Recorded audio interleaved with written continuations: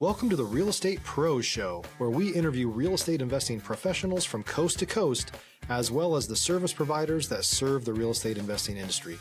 Our goal is simple: share what's working now to help you improve and scale your business to the next level and meet the pros that can help you get there.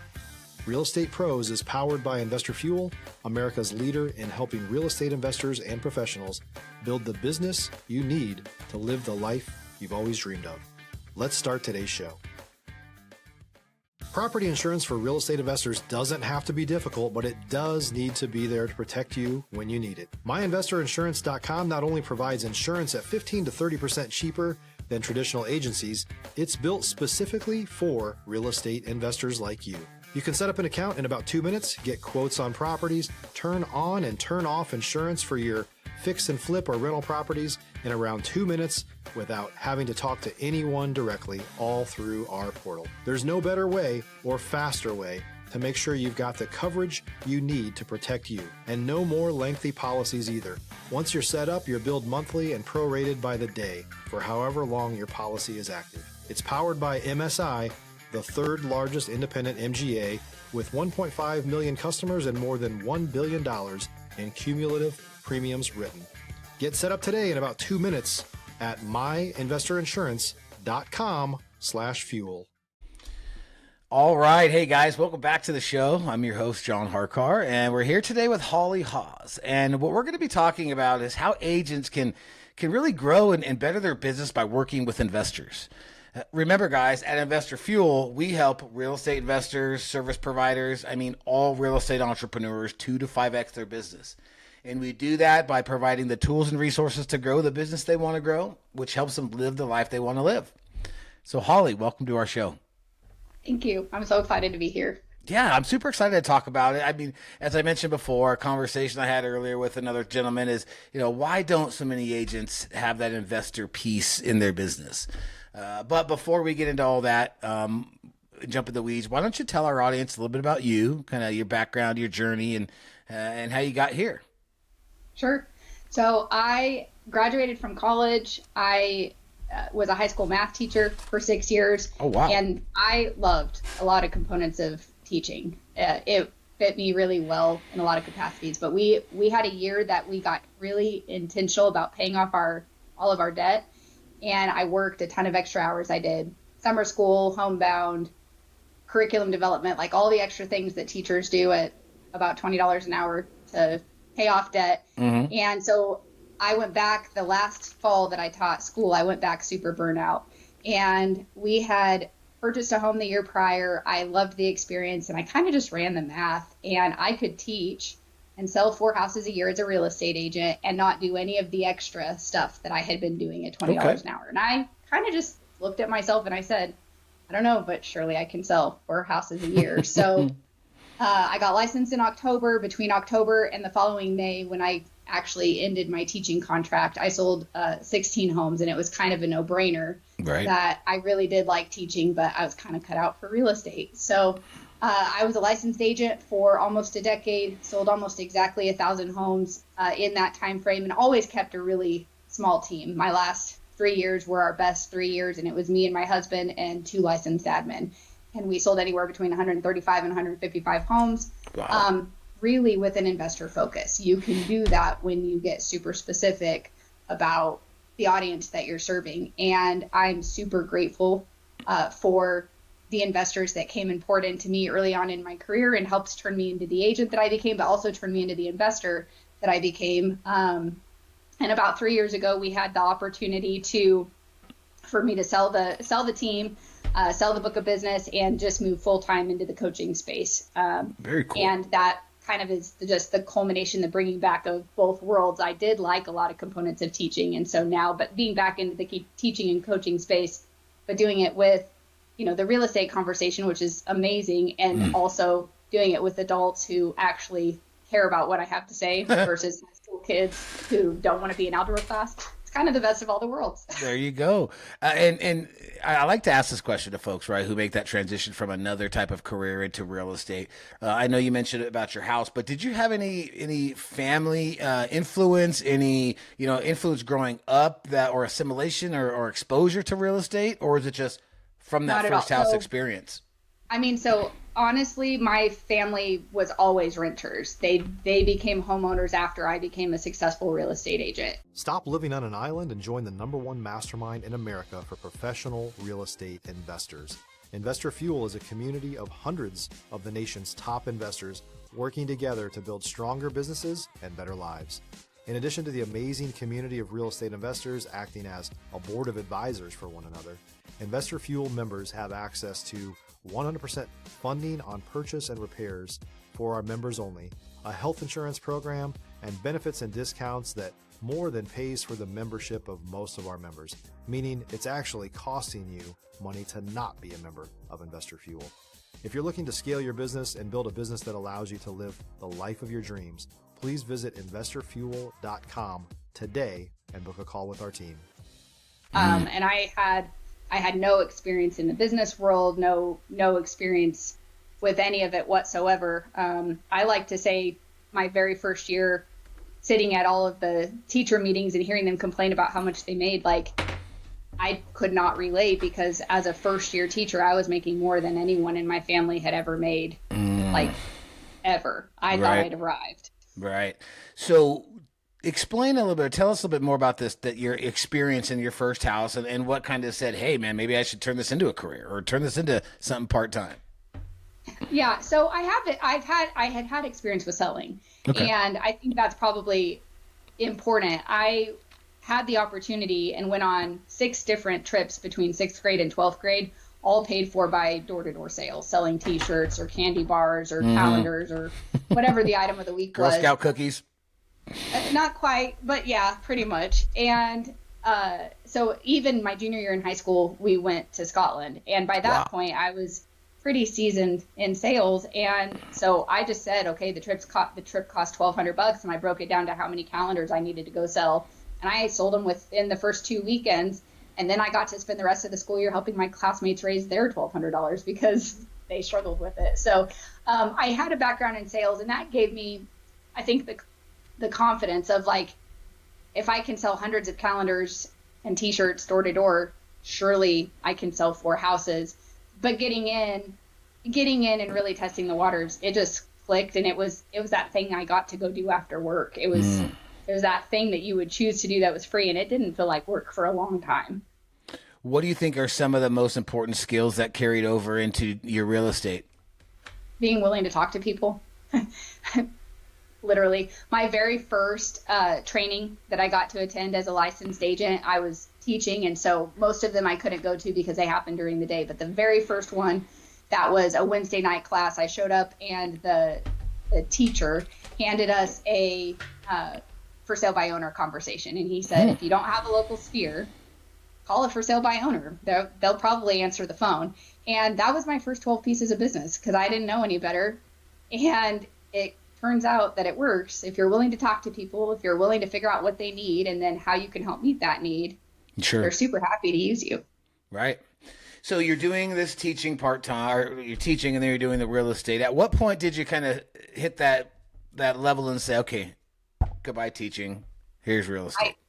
I submitted my letter of resignation in January. So I got licensed in October, submitted my letter of resignation in January. Awesome. The principal handed it back and said, I don't need it until the middle of April. And I said, no, keep it. I'm done.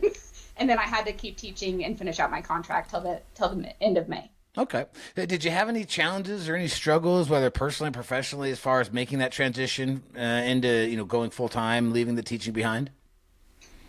So for me, I was blessed with the willingness to lead generate, which I think that is where agents and investors alike struggle by and large. But I was willing to lead generate.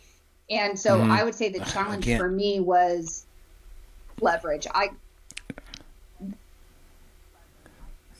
So I would say the challenge for me was leverage. I got to a point where I was still a full-time teacher, and I had more business than I could service by myself because I was a full-time teacher. And so I actually had to bring in help much sooner than a lot of agents would have to bring in help. Okay. And then at what point did you start working on the investor type of side, right? What would be bringing maybe some of that business or maybe those type of influences, referrals, et cetera?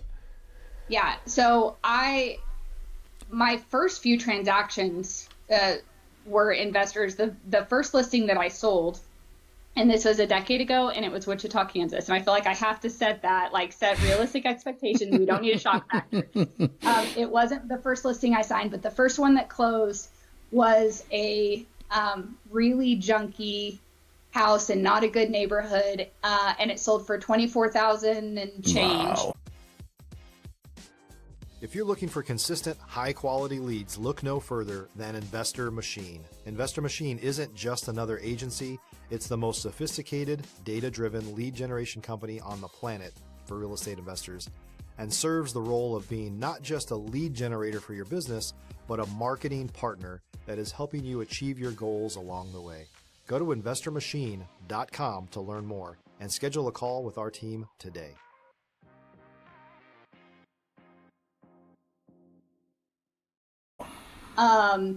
Right before Thanksgiving, and it was a for sale by owner conversation. He'd agreed to meet me out at the property, and I walked around through the property. It was November. It didn't have any heat, and it was just gross. And so we actually took the listing paperwork back to his truck, and we signed all the paperwork in his truck because neither of us wanted to stand in that kitchen to sign listing paperwork. That bad, huh?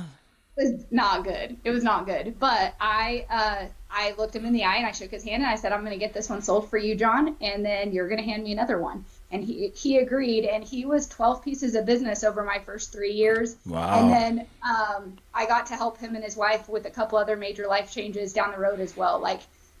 So it was pretty quick that I started to figure out investor transactions are non-emotional. Either the numbers work or the numbers don't work.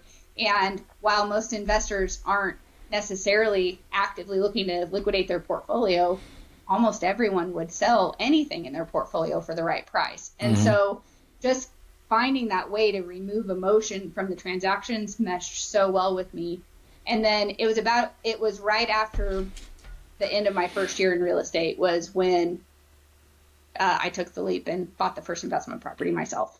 Awesome. Okay, so you started working with, and this client, this first guy was an investor. Yep. So is that what kind of pushed you to pursue the investor side and working with more investors because they had these portfolios? Yeah. So I looked up and I had done several investor transactions, all cheap, crummy properties, right? They weren't selling any of the good ones, but I looked up and I had sold several of them, and they were my easiest transactions. And I had a real estate coach in my ear who was doing the best he could at the time. And he kept saying, you got to work on raising your average price point. You got to raise your average price point. That's the only way you're going to make real money. But I was sitting here on the other side saying, actually, I love the investor transactions and I'm learning so much. Like these guys, every time they give me 15 minutes, I feel like my mind expands, right? I'm learning something that's going to be beneficial.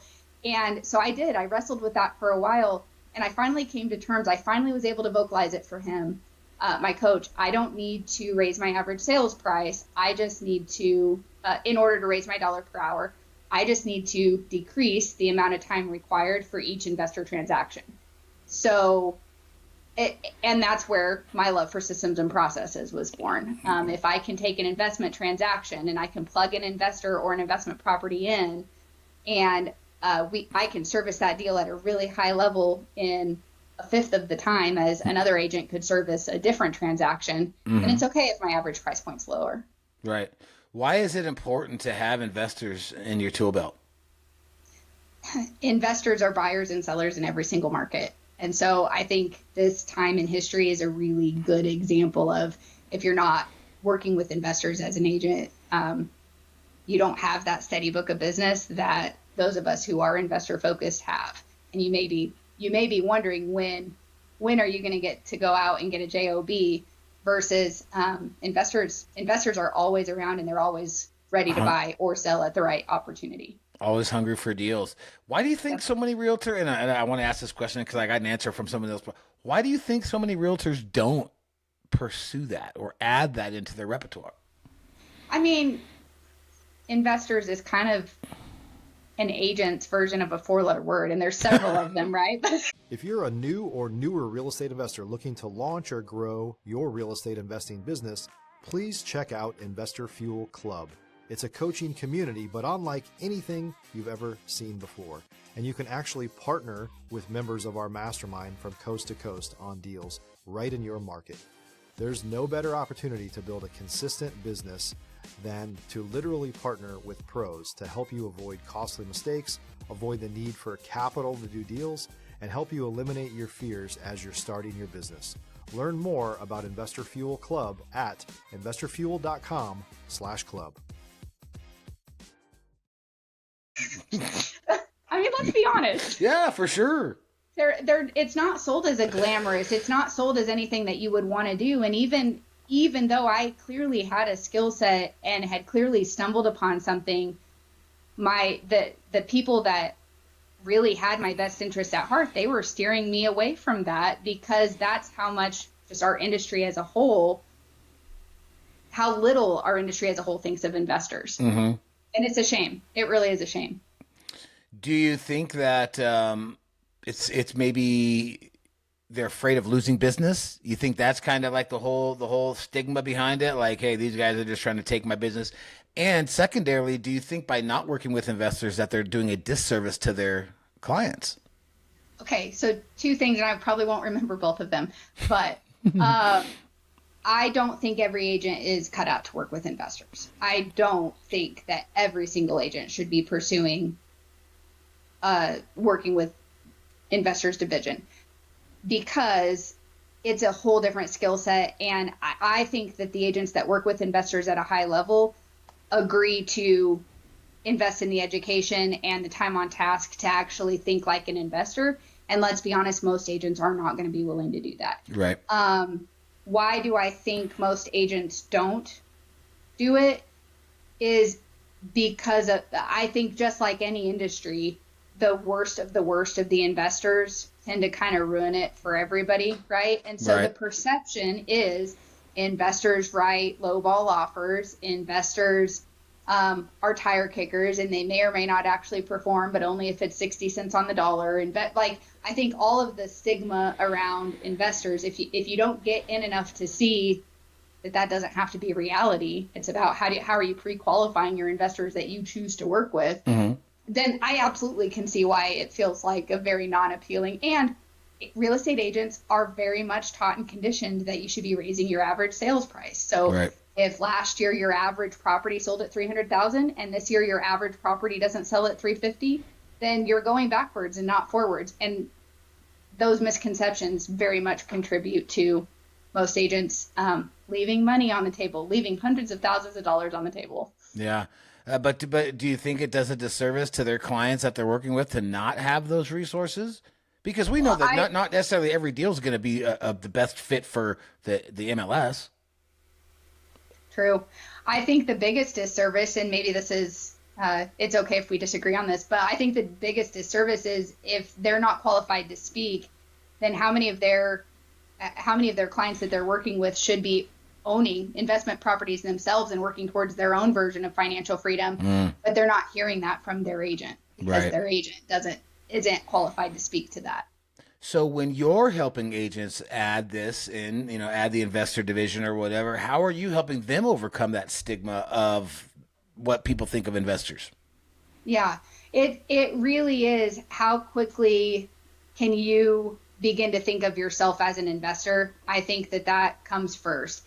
And there's the knowledge, like kind of the intangibles that have to be in place. But then also, like, I need to get agents to a point that they're willing to write an offer on a property that they could potentially buy themselves. And I could care less if there's any likelihood of it being accepted or not. Like, just go out and write the first offer. And I found once an agent gets over that hurdle, if they get to where they're at, they can actually see themselves as an investor. They understand what their buy box is, what they might be willing to purchase themselves.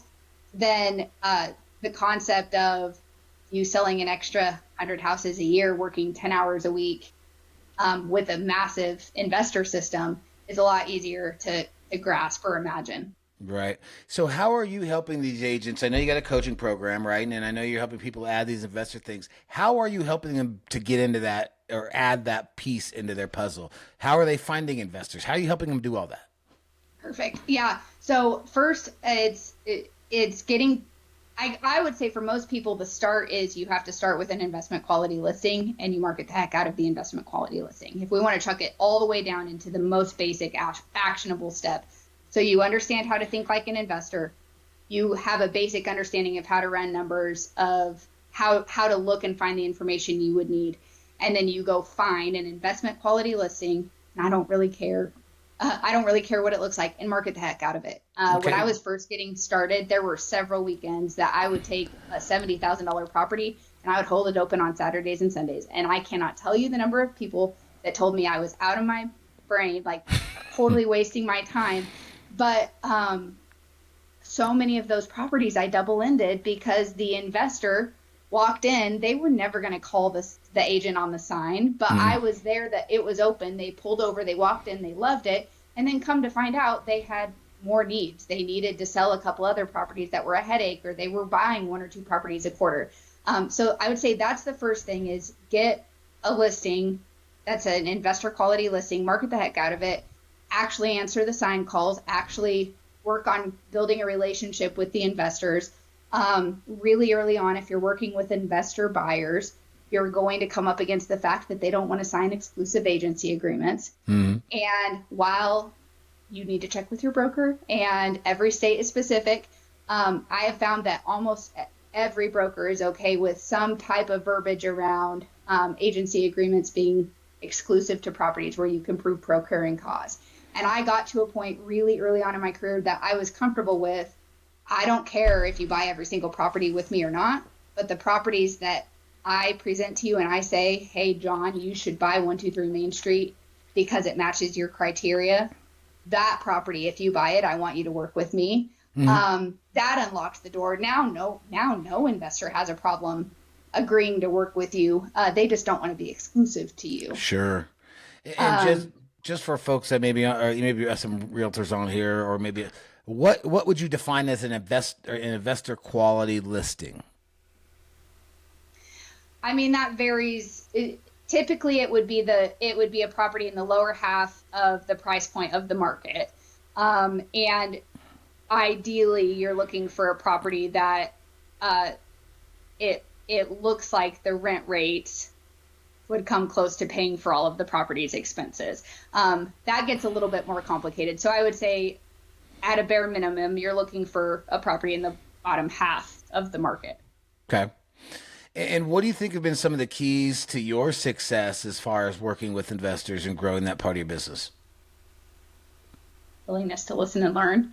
When I was first getting started, my first few investors, it took me about 20 properties a piece to find something that we actually got put under contract. And on the one hand, I don't know why they kept showing up for the next round of showings, except I do. Like, I listened, I took their feedback, and then I improved. And the next round of showings were better than the last round were. I was more in line with what they were willing to buy. And I learned how to look at the pictures on the MLS better. And I think it's just that simple. As you're growing an investor division, you're not the smartest person in the room, nor would an investor want you to be the smartest person in the room. Right. Investors have big egos. And so I think it's important to where you can say, hey, can you just vocalize everything you're saying as we're walking through this property, vocalize everything you're seeing about the property, what you like, what you don't like, pretend like I don't know anything. And I said that to my first few investors. I didn't say, hey, it's my second week on the job, I actually don't know anything. I said, pretend like I don't know anything and tell me what you're seeing. And then I did the exact same thing. Once I could see the property the way that an investor could, then I changed the question and I said, as we're going through and we're looking at everything, can you tell me how much you think all these repairs are going to cost? And again, it probably took me 20 or 30 different properties and hearing 3 or 4 different investors tell me, that's how much a bathroom gut is. That's how much new countertops cost.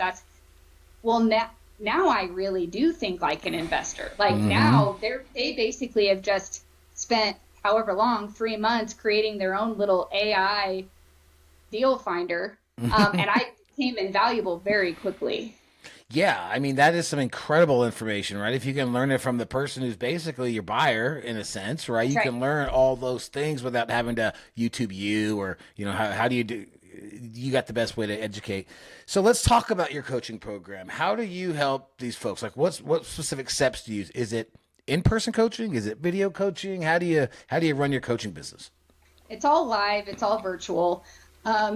So most people, when they're in that newer phase, the start is a 12-hour workshop. And so it's virtual. I spread it out. It's 3-4 hour sessions. And we're digging into everything from you deciding what your version of financial freedom looks like to you, because again, I want every agent to be an investor themselves and be working towards their own financial freedom. Mm-hmm.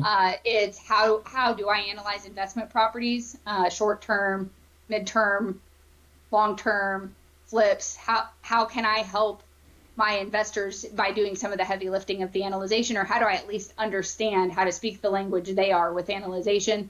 What are we looking for when we're first viewing a property? Once we've decided to write an offer, what are the components that have to go into an offer to protect our investors at the highest level? Mm-hmm. What's reasonable in today's era? What's not reasonable? During due diligence, what are all the boxes that need to get checked? And then also a big component of being able to work with a large number of investor transactions is, can you handle the work required from repairs until it's time to hand the property off to a management company? If you can make that seamless and something that an out-of-state investor could put their confidence and trust in your team, and you can carry a property all the way until it's time to hand off to a management company, and you have the vendor relationships in place, like you even can help them hand select the management company, you can charge whatever you want. I hate to say it, but you just can. Because again, investment transactions are non-emotional. Either the numbers work or they don't work. Yeah, and the service you provide is invaluable, especially out-of-state investors. I mean, to be able to walk through all of that, that's just genius. Well, I mean, and I would say it's out-of-state investors and high-income earners, lots of doctors and attorneys and that sort of thing, which those are exactly the people you want. The people that are going to buy 1 or 2 transactions every single quarter for the rest of their lives. Sign me up for that. Sure.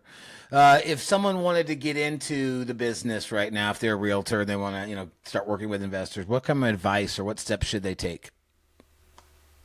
Same thing I said right at the beginning. If you can't get a hold of an investment quality listing yourself, then go find someone in your brokerage or market center that has one and get their permission to just market the heck out of it.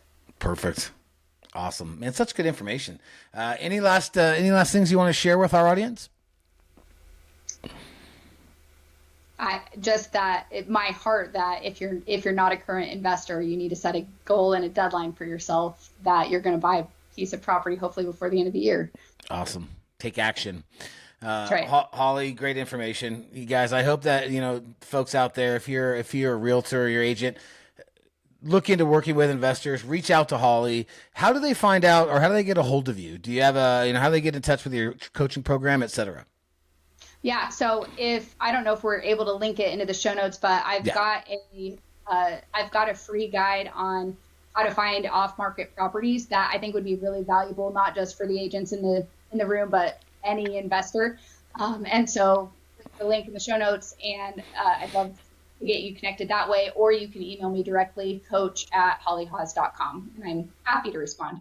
Awesome. Yeah, well, we will put everything in the show notes. Guys, hope you enjoyed the show today. I know I did. There's a lot of value for you agents to work with investors and really generate more business. Holly, thank you again for coming on the show and spending some time with us. And guys, we'll see you on the next show. Cheers. Thanks for joining us for today's Real Estate Pros Show. You can learn more about the amazing benefits of the Investor Fuel Mastermind community, including surrounding yourself with hundreds of other rock stars, 100% financing for your deals, and members-only discounts from vendors you're likely already using that, as a member of Investor Fuel, will save you more than the cost of your membership. Visit investorfuel.com to learn more. If you're interested in joining us as a guest of this show, please visit investorfuel.com/pros to apply. You can also check the show notes for access to free resources, how to get access to world-class lead generation, and much more. Don't forget to subscribe so you never miss another episode. Have a great day. We'll see you on the next show.